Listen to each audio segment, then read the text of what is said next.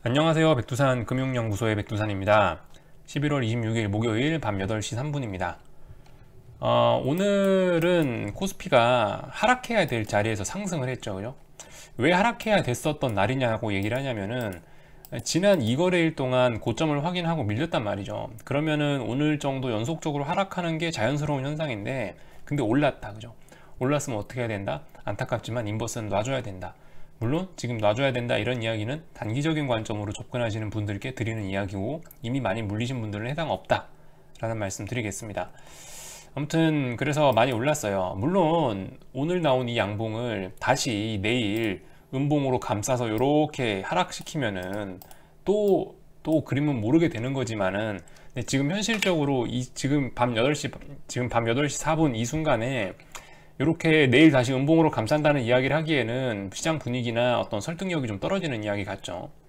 지금 뭐 시장의 변동성이 상방으로 터지고 있고 뭐 시장의 힘도 좋고 수급도 좋기 때문에 이렇게 나왔으면은 내일도 고점을 높일 수 있겠구나라고 생각을 하는 게 아마 조금 더 그게 논리적인 설명이 아닐까 싶어요. 자, 그래서 아무튼 오늘도 상승 마감했습니다. 인버스 쪽은 도망가는 게 당연히 맞겠죠. 아무튼 오늘도 RSI는 그래서 숫자가 얼마까지 올라왔나요? 숫자가 한 78 부근까지 올라왔네요. 그죠? 이게 왜 이렇게 됐지? 아무튼 지워버리고 그렇게까지 지금 아무튼 과열이 계속 지속이 되고 있는 상황입니다.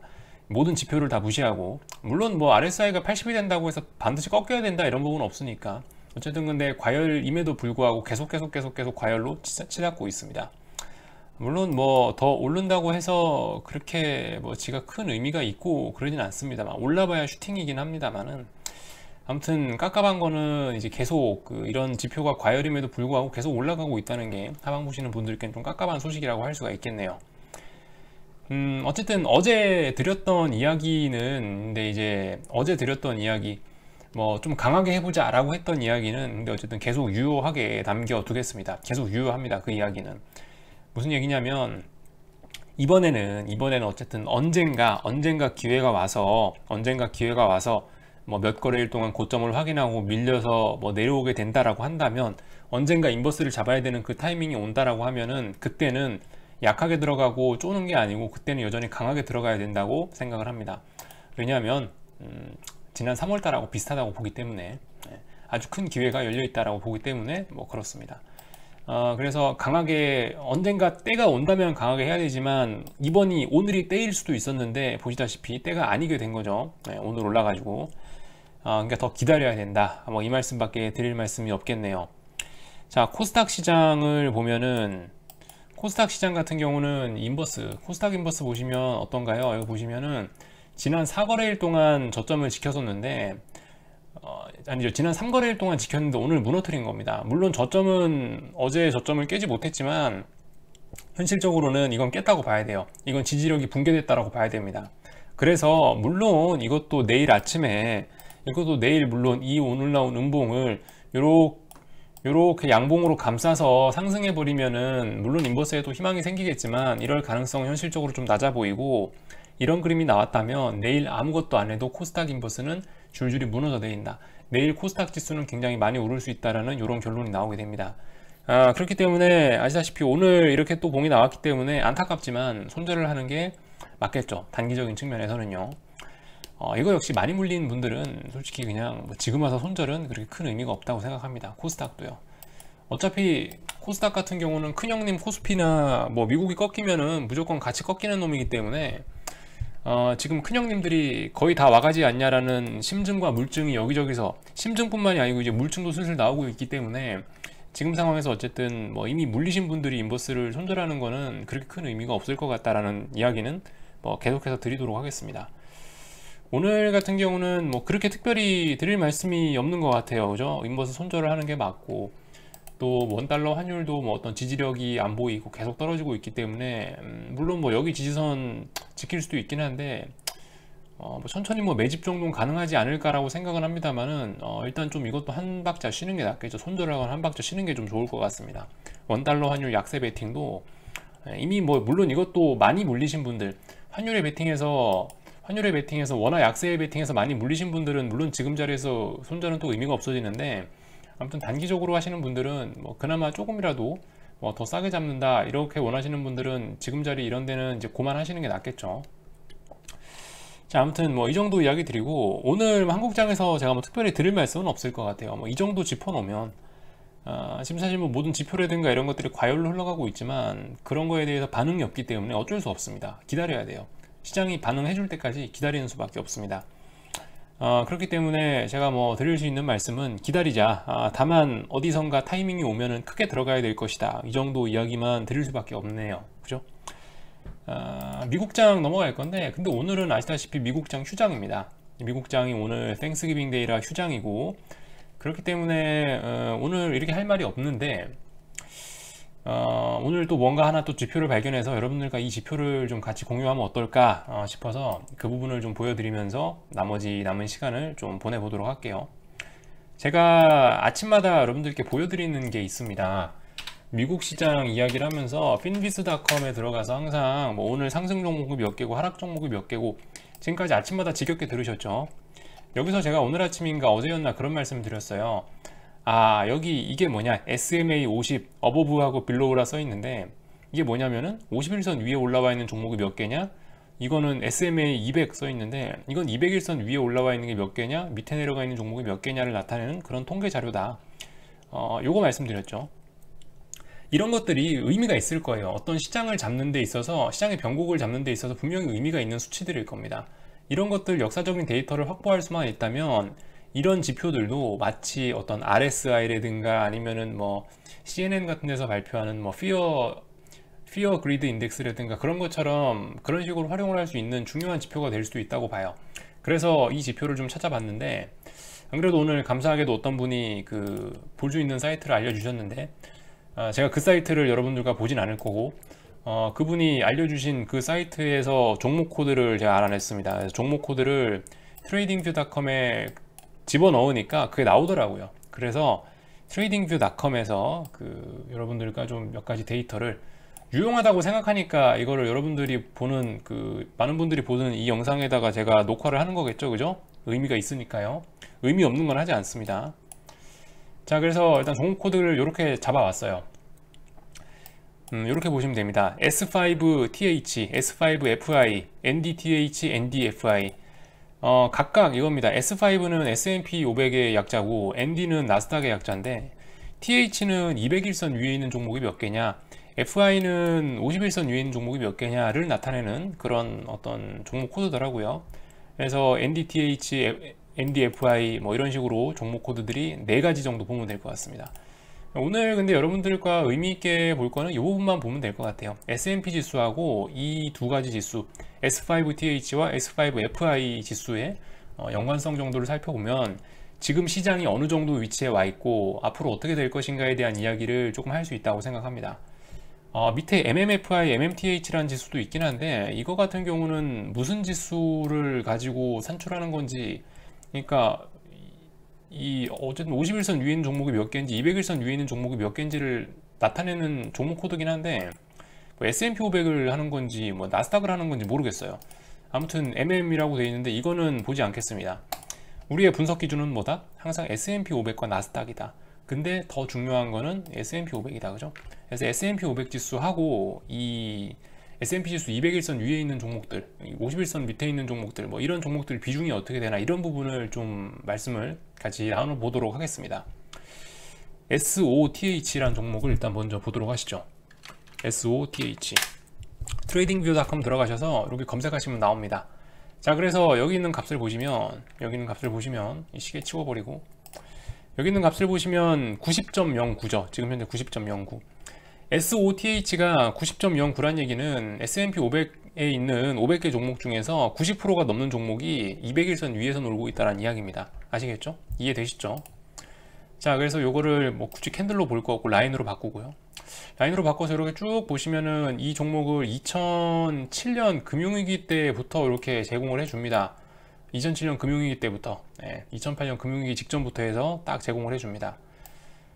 이 지수들을 보시면은 당연히 이 지수의 특징은 똑같습니다. 이것도 속도계처럼 0에서 100까지 움직이는 거예요. 0에서 100까지의 범위를 가질 수밖에 없습니다. 왜냐하면 비율이기 때문에. 그래서 0에 가까우면 가까울수록 200일선 밑에 있는 종목이 많다라는 거고, 안 보이니까 꺼버릴게요. 카메라. 여기 90이나 100쪽에 가까울수록 모든 종목이 200일선 위에 있다는 의미가 되겠죠. 자, 이렇게 보시면은 아무튼 그렇습니다. 쭉 보시면 이런 움직임들을 보여주고 있고, 현재 90.09다. 현재 값은 어디 있냐? 이렇게 가로줄 그어 놓겠습니다. 91 정도에 와 있다. 90, 91 정도에 와 있다. 현재 이 위치가 어느 정도 되냐면요, 이렇게 쭉 한번 넘겨볼게요. 쭉 넘겨보시면 거의 뭐 역사적인 고점에 가깝습니다. 여러분들 여기 보시면요, 거의 역사적인 고점. 예를 들면 2008년 금융위기 직전에가 90, 91 이 정도 값을 가졌었고요. 그리고 시장이 자빠졌었고, 대세 상승 구간이라고 하긴 좀 뭐하고, 2008년 금융위기 이후에 시장이 급반등 나오는 구간에서도 보시다시피 이렇게 많게는 최고치는 96까지 갔었습니다. 역사적 최고치는 96. 그리고 좀 많이 갔다 싶으면 한 93 정도까지 갔었고요. 그죠? 근데 현재는 아무튼 91이다. 그죠? 그래서 이게 0에서 100 사이의 값을 가지는 데이터인데, 이게 91 부근까지 올라와 있다는 게 일단은 상당히 높은 값이다라는 건 딱 봐도 아시겠죠? 그러니까 결과적으로 이 데이터는 지금 시장이 얼마나 많이 올라와 있냐 라는 거를 보여주고 있습니다. 물론 이 데이터를 해석하실 때 잘 보셔야 되는 부분은, 이게 반드시 90몇까지 90몇 100 근처까지 올라왔다고 해서 다음번에 반드시 시장이 박살나는 것이다 이렇게 이야기는 할 수는 없다는 겁니다. 단지 지금 이 200일선 위에 있다라는 이거는, 200일선이라는 게 일단 기본적으로 장기 이평선이지 않습니까? 장기 이평선이라는 얘기는 이걸 가지고 물론 구체적인 타이밍도 잡아낼 수 있지만, 이걸 갖고 우리가 알 수 있는 거는 어느 정도 좀 큰 타이밍들, 지금 시장 이 위치가 좀 비싼가 싼가 라고 하는 어떤 좀 큰 아이디어를 제공해 준다라는 거죠. 그러니까 이거를 보면서 우리가 알 수 있는 건, 예를 들어 서울에서 부산까지 가야 되는데 지금 우리가 대략적으로 서울 쪽에 있는지 부산 쪽에 있는지를 알려주는 그런 지표 정도라는 겁니다. 그러니까 이런 거는 정확도가 예를 들면 반경 50km 이 정도 된다고 생각을 하시면 되겠죠. 네. 여기서 좀 더 구체적으로 알고 싶으면은 이제 S5FI라는 지표를 이용하면 될 거예요. 이거는 51선이기 때문에 아까 전에 200일선 가지고 산출했던 것들이 그 정확도가 예를 들어 반경 50km라고 한다면은, 이 데이터는 조금 더 핀포인트 돼서 정확도가 반경 20km, 10km 정도로 좀 축소가 되는 거겠죠. 이게 좀 더 정밀한 지표겠죠. 그러니까 일단은 이 두 지표를 같이 사용하시는 게 더 좋겠다라는 이야기입니다. S5TH, 아무튼 그래서 S5TH란 이 200일선 위에 있는 종목들이 몇 개인가 이런 거를 보시면서 대략적으로 지금 우리가 타야 될지 내려야 될지 이런 거를 좀 판단을 하시고, 그 다음에 구체적으로 이제 언제 어떻게 할지에 대한 이 전술적인 부분, 좀 디테일한 부분은 그 방금 전에 보여줬던 S5FI라는 51선 종목, 51선 위에 올라와 있는 비중, 그런 걸 가지고 확인하시는 게 좋겠다라는 생각입니다. 아무튼 그 시잘데기 없는 좀 배경 설명이 너무 길었고, 이걸 바로 S&P 500하고 비교해 보시면 여러분들 뭔가 데이터가 나올 수가 있겠습니다. 자, S&P 500하고 비교를 해볼게요. 예를 들면은 여기에 2008년 금융위기 직전에 어떤 그런 자리 91이었죠. 이때 당시 수치가. 지금 현재도 91이고요. 이렇게 올랐을 때 그 뒤로 이렇게 자빠졌었다. 예를 들면 이런 자리들 90 넘어서는 이렇게 올라봐야 이런 식으로 조금씩 자빠졌었고 시장이 좀 조정이 나왔었다. 이런 식으로 여기 비쌌던 구간은 이런 식으로 시장이 흔들리거나 조정이 나왔다라는 거. 여기서도 이렇게 좀 전반적으로 비쌌다, 그리고 그 이후에 이렇게 자빠졌었다, 이런 점들을 대략적으로 아실 수가 있을 겁니다. 그러니까 이 지표는 어쨌든 너무 구체적인 어떤 그 매매 타이밍을 제공해 주는 건 아니고, 말씀드렸다시피 대략적인 아이디어를 제공을 해 주는 겁니다. 그래서 최소 90이 넘어갔다라고 생각한다면, 예를 들어 이런 자리들 90이 넘어갔다라고 하면 어떤 강력한 조정에 대한 근거가 될 수는 있겠죠. 근데 지금 값이 얼마다라고요? 91이다. 그죠? 91이라는 생각 정도는 해보셔야 된다. 굉장히 역사적으로 높은 값에 와 있다. 최근에 가장 높았던 게 2013년이다. 지금 2013년이나 이때만큼 시장이 과열됐다라는 어떤 그런 증거라고 이 지표를 보여드릴 수가 있겠죠. 근데 어쨌든 미국 시장도 제 생각에는 한 번 정도 더 위쪽으로 튀어야 되지 않나 라는 생각 정도는 듭니다. 예를 들면은 여기에다가 대고 이제 한 가지를 더 추가해 볼게요. 방금 전에 제가 말씀드렸던 S5FI라는 지표를 여기다 같이 하나 추가해서 보시면, 예를 들면은 이런 지표 같은 경우는 아직 좀 덜 올라왔어요. 이 색깔이 좀 헷갈리네. 검은색 선으로 해볼까요? 네, 검은색 선 잘 보이죠?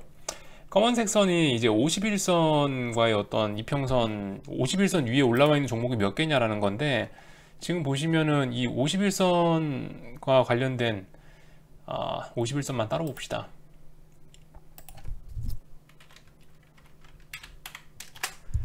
S5FI라는 종목을 보고 있는데 이건 지금 80이에요.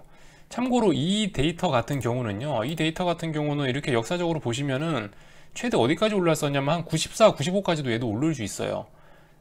근데 지금 현재 80이란 말이죠. 얼마 전에 이 값은 보시면은 한 85까지 올랐었다가 지금 최근에 시장이 좀 흔들흔들 하면서 밀린 거예요. 그래서 지금 현재 80이란 값을 갖고 있는데, 아까 전에 보셨다시피 그 201선관의 이평선 그런 건 값이 91이었죠. 그죠? 아까 기억하시죠? 91 여기쯤에 와 있었습니다. 근데 현재 지금 얘는 여기까지 와 있었죠. 그러니까 아마 제 생각엔 이런 식으로 보시면 되지 않을까. 어떤 거대한 목표치, 시장이 최소한 내가 예를 들어 서울에서 부산까지 가야 된다라고 한다면은 지금 최소 대구, 뭐 양산, 밀양 근처까지는 와 있을 가능성이 있겠다라는 거를 이 241선, 방금 전에 S5MI 가지고 이거를 판단을 할 수 있는 거고, S5TH, 그죠? 201선 요걸 보면서 판단할 수 있는 게 이런 내용이고요. 지금 뭐 우리가 대구 지나서 뭐 양산이나 밀양 정도까지 와 있다라는 게 이걸로 일단 판단이 되는 거고, 그 다음에 조금 더 구체적인 타이밍, 구체적으로 내가 언제 내려야 부산에서 완벽하게 내릴 수 있을까라든가 이런 구체적인 타이밍을 잡기 위해서는 뭐 S5FI라는 지금 51선, 그죠? 이 데이터를 활용하는 게 좋을 텐데, 이 데이터는 아직까지 피크에 안 온 것 같다는 생각이 듭니다. 역사적으로 보면 97, 뭐 95까지도 올랐다고 말씀을 드렸었죠. 그렇기 때문에 아마 지금 역사적인 버블이 만들어지고 있어서, 물론 이대로 꺾일 수도 있습니다.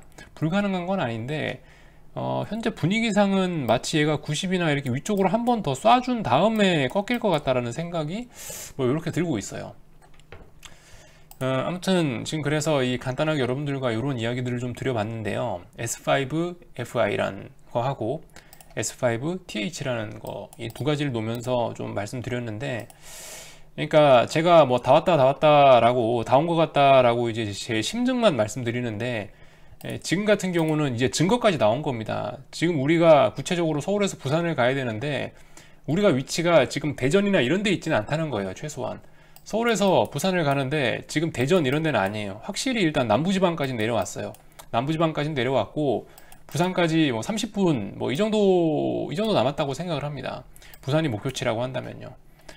그런 증거는 방금 전에 말씀드렸다시피 S5TH나 S5FI 이런 지수를 보면서 여러분들께 말씀드린 거죠. 그래서 언제 어떤 행동을 해야 되냐라는 점들은 이 결과적으로 이 51선 이거 S5FI를 가지고 좀 이야기를 해야 될 것 같은데, 아직 이 지표는 조금 더 올라갈 가능성이 남아 보인다라는 이야기를 지금 드린 겁니다. 물론 절대적인 건 아니에요. 뭐 여기 이렇게 못 올라오고 80대에서도 지수가 꺾인 사례는 얼마든지 많기 때문에 절대적인 건 아니지만, 분위기상은 한 번 더 쏠 수 있지도 않겠느냐라는 이야기를 한번 드리는 겁니다. 이런 것도 한번 보세요. 그래서 보시면 재밌어요. 방금 전에 봤던 값이 이 정도가 아마 여기 이 선이 아마 90 정도 될 거예요. 그런가? 잠깐만요. 한번 봅시다. 제가 선 끊은 데가 여기가 90이네요. 여기가 90입니다. 이 선이 90인데 한번 보세요. S&P 지수하고 한번 해서 한번 같이 보세요.